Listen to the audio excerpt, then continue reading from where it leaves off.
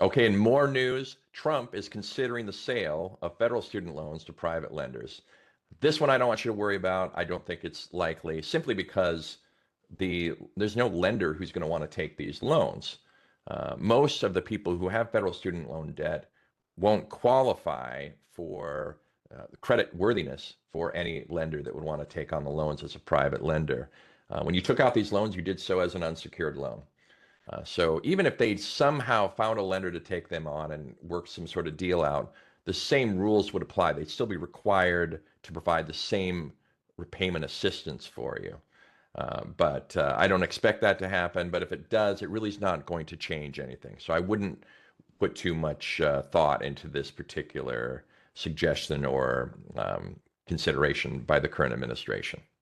Okay, the other piece of news that I want to address is, and this one I'm reading reads, Trump administration pledges to speed some student loan forgiveness after lawsuit. In other words, they were forced to submit to actually process forgiveness for borrowers who already qualified for existing programs that have been there for years, and they just haven't been forgiving them yet. And that, namely, the income-based repayment program, but also the income contingent repayment and pay-as-you-earn programs.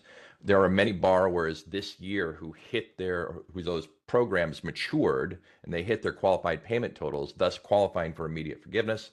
And the current administration just put a freeze on that and said, we're not going to forgive them. Mainly their reasoning was that they needed to check the qualified payment totals to make sure they were correct.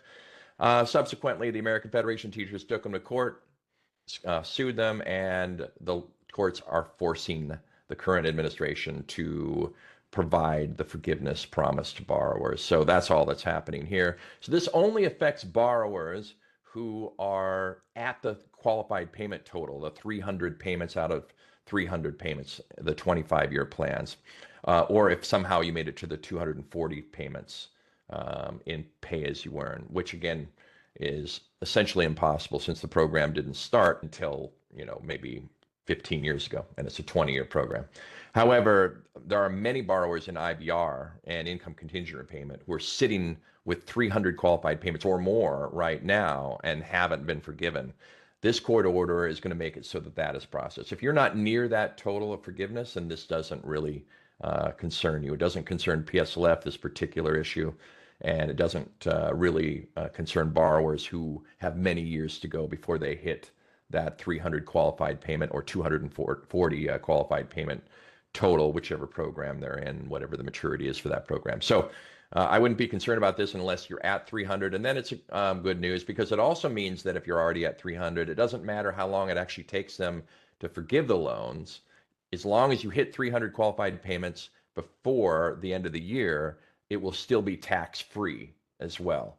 So even though your forgiveness may happen in February of 2026 or after January 1st of 2026, as long as you hit 300 payments before then you'll still be tax-free.